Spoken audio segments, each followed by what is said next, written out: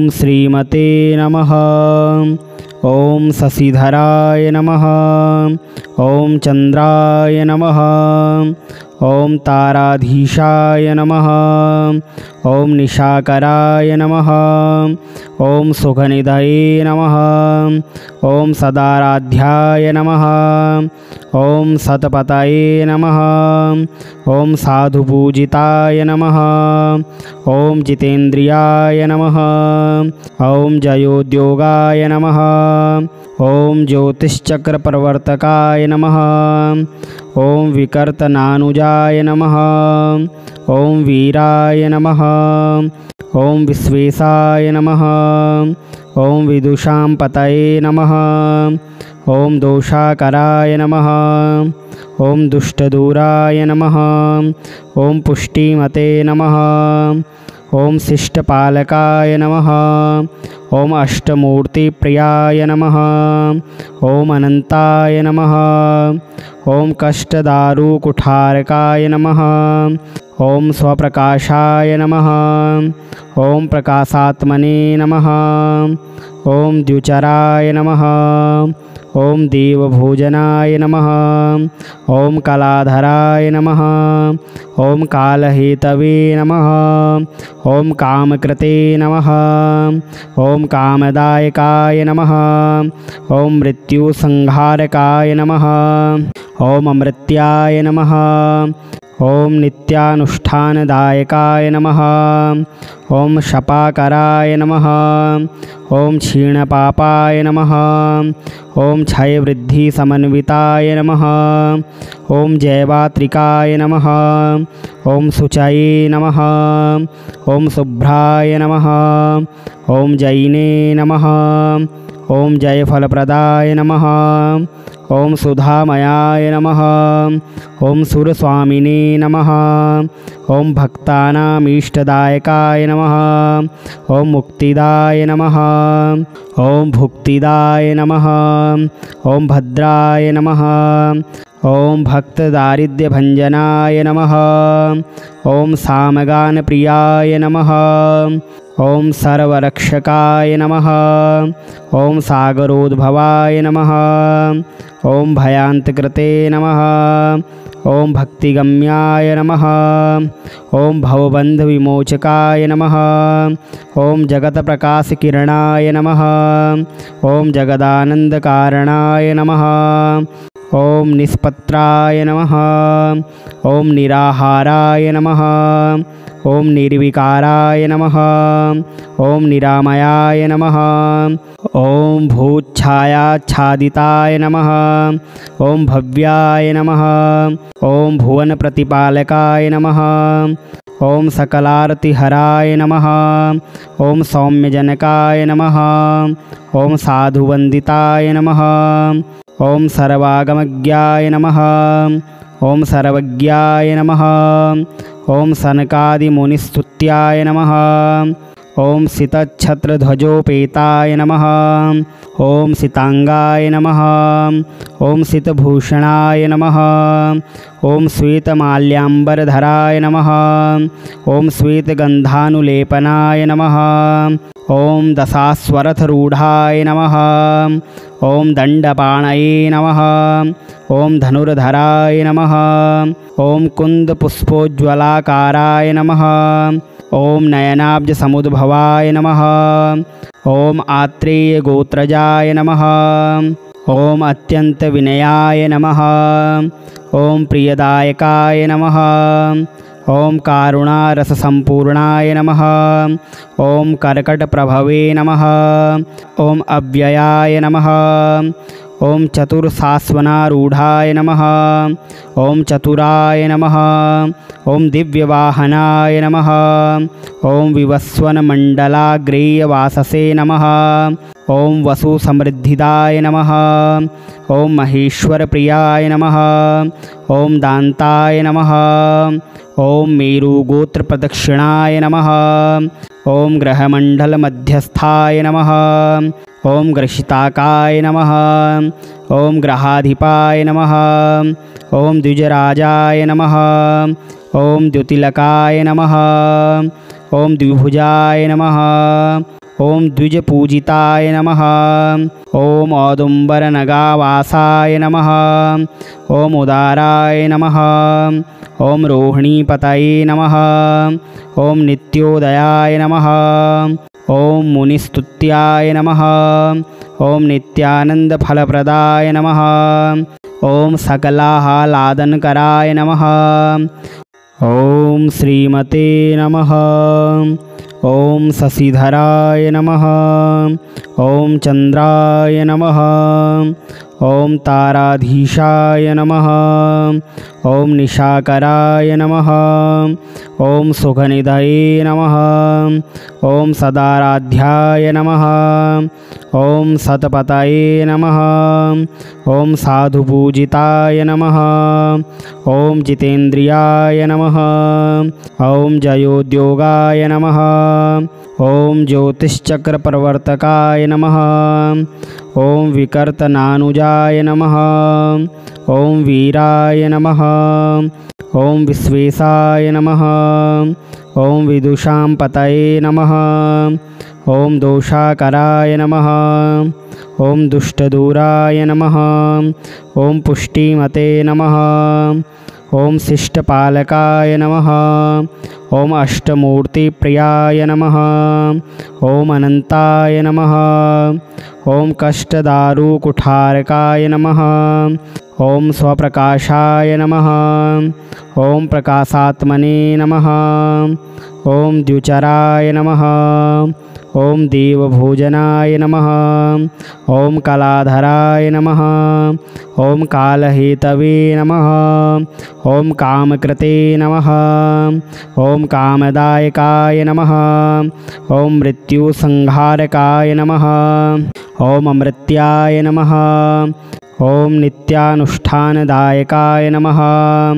ॐ शपाकराय नमः। ॐ क्षीणपापाय नमः। ॐ क्षयवृद्धिसमन्विताय नमः। ॐ जयवात्रिकाय नमः। ॐ शुचये नमः। ॐ शुभ्राय नमः। ॐ जयिने नमः। ॐ जयफलप्रदाय नमः। ॐ सुधामयाय नमः। ॐ सुरस्वामिने नमः। ॐ भक्तानामीष्टदायकाय नमः। ॐ मुक्तिदाय नमः। ॐ भुक्तिदाय नमः। ॐ भद्राय नमः। ॐ भक्तदारिद्र्यभञ्जनाय नमः। ॐ सामगानप्रियाय नमः। ॐ सर्वरक्षकाय नमः। ॐ सागरोद्भवाय नमः। ॐ भयान्तकृते नमः। ॐ भक्तिगम्याय नमः। ॐ भवबन्धविमोचकाय नमः। ॐ जगत्प्रकाशकिरणाय नमः। ॐ जगदानन्दकारणाय नमः। ॐ निष्पत्राय नमः। ॐ निराहाराय नमः। ॐ निर्विकाराय नमः। ॐ निरामयाय नमः। ॐ भूच्छायाच्छादिताय नमः। ॐ भव्याय नमः। ॐ भुवनप्रतिपालकाय नमः। ॐ सकलारतिहराय नमः। ॐ सौम्यजनकाय नमः। ॐ साधुवन्दिताय नमः। ॐ सर्वागमज्ञाय नमः। ॐ सर्वज्ञाय नमः। ॐ सनकादिमुनिस्तुत्याय नमः। ॐ सितच्छत्रध्वजोपेताय नमः। ॐ सितांगाय नमः। ॐ सितभूषणाय नमः। ॐ श्वेतमाल्याम्बरधराय नमः। ॐ श्वेतगन्धानुलेपनाय नमः। ॐ दशाश्वरथरूढाय नमः। ॐ दण्डपाणये नमः। ॐ धनुर्धराय नमः। ॐ कुन्दपुष्पोज्ज्वलाकाराय नमः। ॐ नयनाब्जसमुद्भवाय नमः। ॐ आत्रेयगोत्रजाय नमः। ॐ अत्यन्तविनयाय नमः। ॐ प्रियदायकाय नमः। ॐ कारुणारससम्पूर्णाय नमः। ॐ कर्कटप्रभवे नमः। ॐ अव्ययाय नमः। ॐ चतुर्शाश्वनारूढाय नमः। ॐ चतुराय नमः। ॐ दिव्यवाहनाय नमः। ॐ विवस्वनमण्डलाग्रेयवाससे नमः। ॐ वसुसमृद्धिदाय नमः। ॐ महेश्वरप्रियाय नमः। ॐ दान्ताय नमः। ॐ मेरुगोत्रप्रदक्षिणाय नमः। ॐ ग्रहमण्डलमध्यस्थाय नमः। ॐ ग्रशिताकाय नमः। ॐ ग्रहाधिपाय नमः। ॐ द्विजराजाय नमः। ॐ द्युतिलकाय नमः। ॐ द्विभुजाय नमः। ॐ द्विजपूजिताय नमः।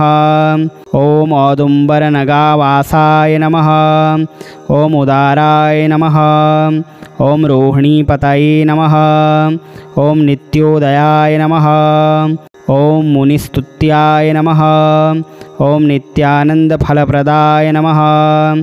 ॐ सकलाह्लादनकराय नमः। ॐ श्रीमते नमः। ॐ शशिधराय नमः। ॐ चन्द्राय नमः। ॐ ताराधीशाय नमः। ॐ निशाकराय नमः। ॐ सुखनिधये नमः। ॐ सदाराध्याय नमः। ॐ सतपतये नमः। ॐ साधुपूजिताय नमः। ॐ जितेन्द्रियाय नमः। ॐ जयोद्योगाय नमः। ॐ ज्योतिश्चक्रप्रवर्तकाय नमः। ॐ विकर्तनानुजाय नमः। ॐ वीराय नमः। ॐ विश्वेशाय नमः। ॐ विदुषां पतये नमः। ॐ दोषाकराय नमः। ॐ दुष्टदूराय नमः। ॐ पुष्टिमते नमः। ॐ शिष्टपालकाय नमः। ॐ अष्टमूर्तिप्रियाय नमः। ॐ अनन्ताय नमः। ॐ कष्टदारुकुठारकाय नमः। ॐ स्वप्रकाशाय नमः। ॐ प्रकाशात्मने नमः।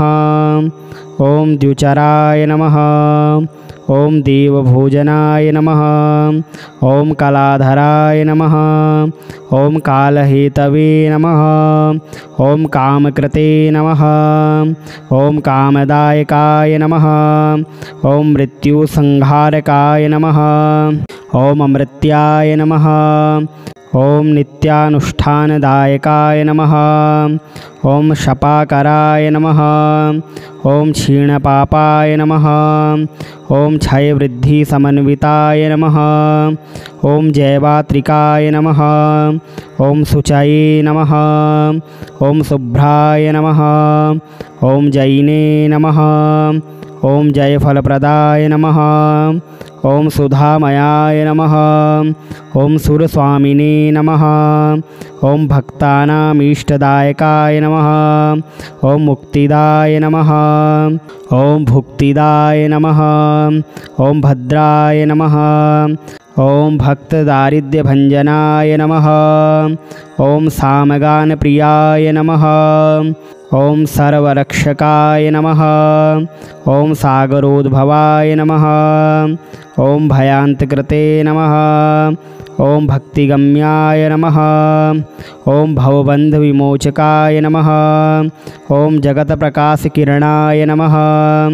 ॐ जगदानन्दकारणाय नमः। ॐ निष्पत्राय नमः।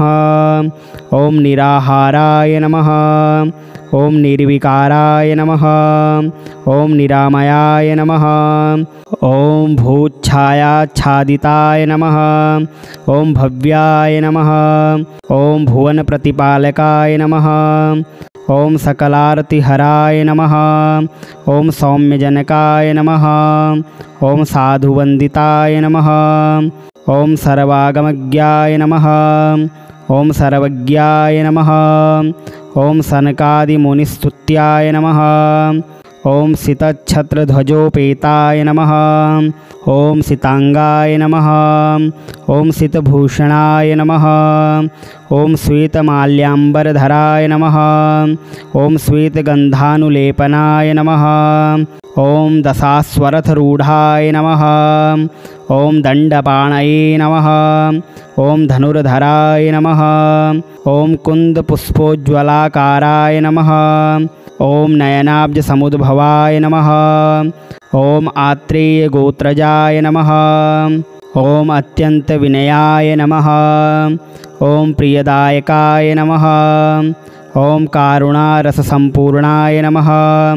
ॐ कर्कटप्रभवे नमः। ॐ अव्ययाय नमः। ॐ चतुर्सास्वनारूढाय नमः। ॐ चतुराय नमः। ॐ दिव्यवाहनाय नमः। ॐ विवस्वनमण्डलाग्रेयवाससे नमः। ॐ वसुसमृद्धिदाय नमः। ॐ महेश्वरप्रियाय नमः। ॐ दान्ताय नमः। ॐ मेरुगोत्रप्रदक्षिणाय नमः। ॐ ग्रहमण्डलमध्यस्थाय नमः। ॐ ग्रशिताकाय नमः। ॐ ग्रहाधिपाय नमः। ॐ द्विजराजाय नमः। ॐ द्युतिलकाय नमः। ॐ द्विभुजाय नमः। ॐ द्विजपूजिताय नमः। ॐ औदुम्बरनगावासाय नमः।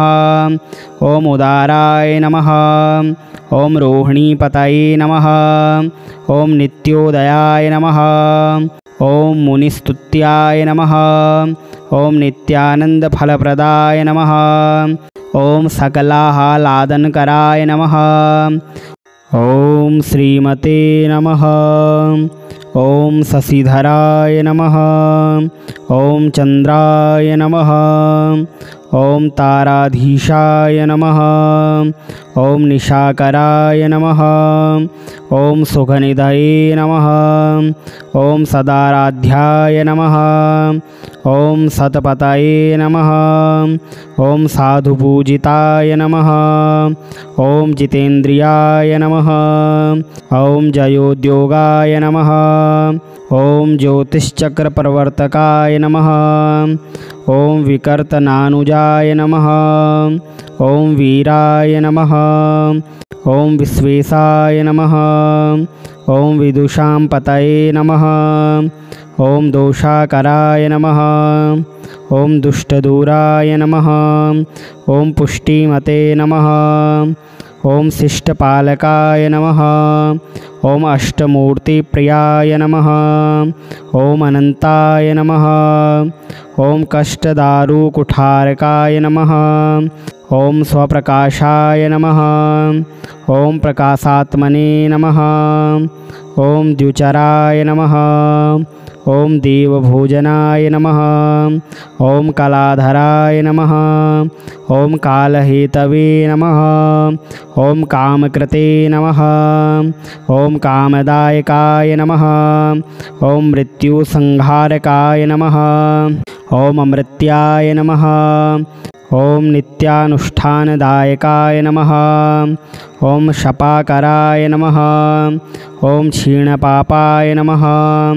ॐ क्षयवृद्धिसमन्विताय नमः। ॐ जयवात्रिकाय नमः। ॐ शुचये नमः। ॐ शुभ्राय नमः। ॐ जयिने नमः। ॐ जयफलप्रदाय नमः। ॐ सुधामयाय नमः। ॐ सुरस्वामिने नमः। ॐ भक्तानामीष्टदायकाय नमः। ॐ मुक्तिदाय नमः। ॐ भुक्तिदाय नमः। ॐ भद्राय नमः। ॐ भक्तदारिद्र्यभञ्जनाय नमः। ॐ सामगानप्रियाय नमः। ॐ सर्वरक्षकाय नमः। ॐ सागरोद्भवाय नमः। ॐ भयान्तकृते नमः। ॐ भक्तिगम्याय नमः। ॐ भवबन्धविमोचकाय नमः। ॐ जगत्प्रकाशकिरणाय नमः। ॐ जगदानन्दकारणाय नमः। ॐ निष्पत्राय नमः। ॐ निराहाराय नमः। ॐ निर्विकाराय नमः। ॐ निरामयाय नमः। ॐ भूच्छायाच्छादिताय नमः। ॐ भव्याय नमः। ॐ भुवनप्रतिपालकाय नमः। ॐ सकलारतिहराय नमः। ॐ सौम्यजनकाय नमः। ॐ साधुवन्दिताय नमः। ॐ सर्वागमज्ञाय नमः। ॐ सर्वज्ञाय नमः। ॐ सनकादिमुनिस्तुत्याय नमः। ॐ सितच्छत्रध्वजोपेताय नमः। ॐ सितांगाय नमः। ॐ सितभूषणाय नमः। ॐ श्वेतमाल्याम्बरधराय नमः। ॐ श्वेतगन्धानुलेपनाय नमः। ॐ दशाश्वरथरूढाय नमः। ॐ दण्डपाणये नमः। ॐ धनुर्धराय नमः। ॐ कुन्दपुष्पोज्ज्वलाकाराय नमः। ॐ नयनाब्जसमुद्भवाय नमः। ॐ आत्रेयगोत्रजाय नमः।